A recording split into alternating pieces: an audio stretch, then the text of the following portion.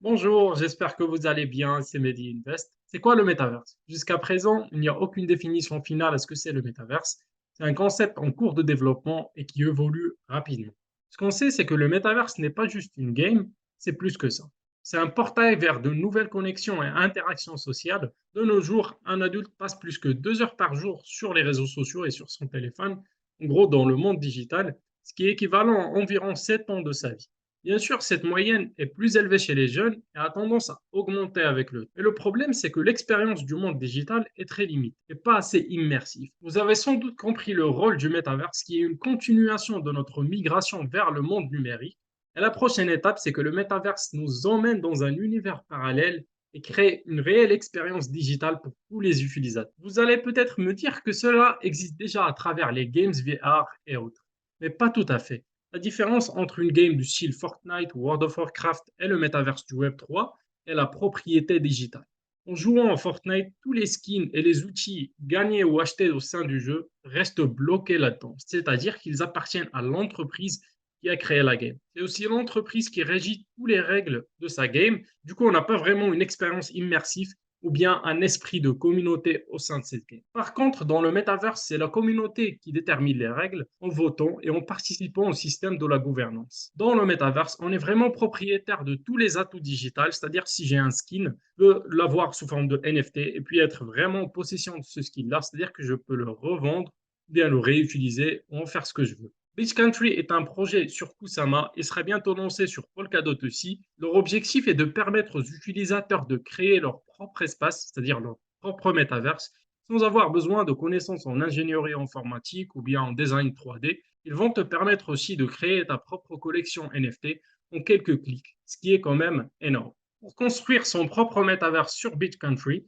il faut commencer par acheter sa crypto-monnaie native, dans ce cas appelée NEAR, pour ensuite acheter un morceau de terre sur Pioneer. Le token NEAR a été listé le 30 août. On a vu tout de suite après le listing un spike, une montée du prix du token. Après, il a rechuté vers le bas. Il a repris une tendance qui est haussière. Moi, personnellement, j'attends un retracement avant que j'achète, avant que je pense même à acheter.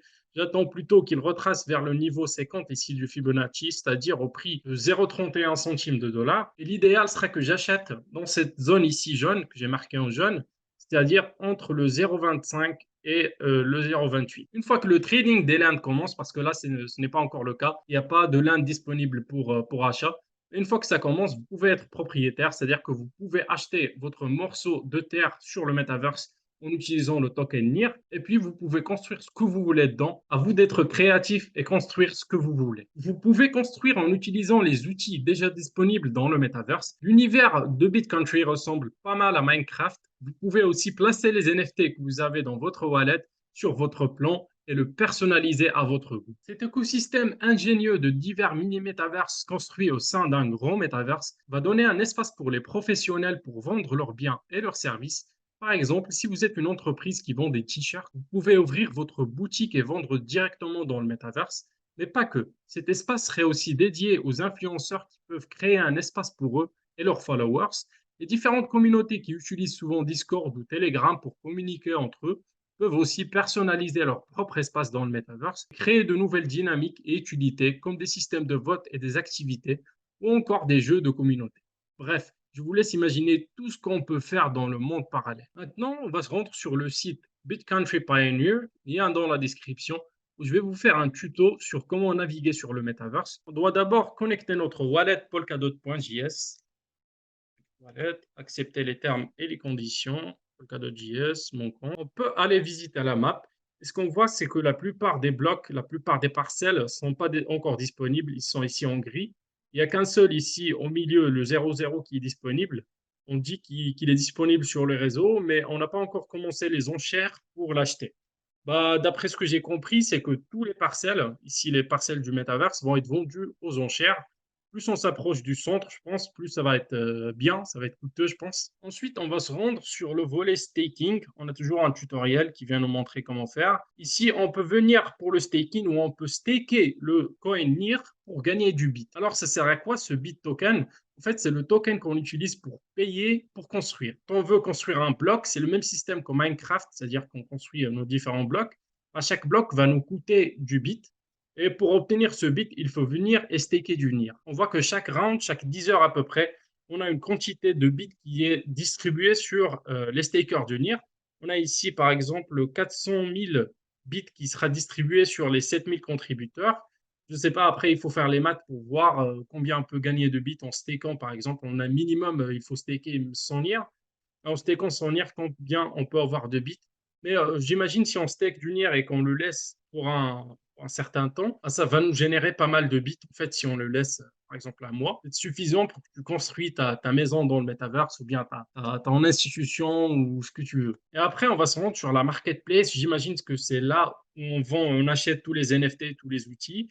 On a différents types d'NFT qui sont disponibles sur le marché. On a tout d'abord les wearables, c'est-à-dire les NFT qu'on peut équiper à notre avatar. Ici, on a des sneakers, on a des chaussures, on a des hoodies, on a des jogging. Après, on a un autre type d'NFT qui sont les NFT d'utilité qu'on achète pour s'en servir dans le metaverse. Et ce qui est vraiment cool dans BitCountry, c'est l'NFT Creator. C'est un outil qui te permet de créer ta collection NFT. Ici, je vais venir et puis cliquer sur Create New Collection.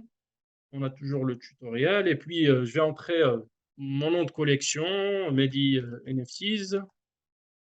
Je vais faire la description, le type de collection, le type de token, est-ce que c'est un transférable ou bien c'est un bound to address, c'est-à-dire qu'on ne peut pas transférer. Je peux même indiquer les frais de royalties et puis je peux venir en bas pour mettre mon image. Alors là, il ne faut pas mettre des images qu'on trouve sur Internet, c'est-à-dire on ne peut pas mettre des images ou bien créer des collections dont on n'est pas propriétaire. Si tu es designer et que tu sais créer des œuvres d'art, tu peux venir et déposer tes propres œuvres. Maintenant, je vais aller me balader un peu dans le métaverse. On va aller faire un tour là-dedans. Je vais me rendre en bas. Je vais essayer de construire dans le métaverse maintenant. Je vais attendre à ce que ça me connecte, ça m'envoie au sein du métaverse. Ok, on entre au sein de Pit. Ok, je vois qu'on a un petit tuto sur comment bouger, etc. Si on fait un zoom out avec la souris, ça nous montre notre avatar. On peut bouger, on peut sauter, on peut faire plein de choses et puis on peut construire, c'est le plus important. Et ce qui est cool, même si c'est une testnet, ça nous montre combien de bits on en aura besoin pour construire.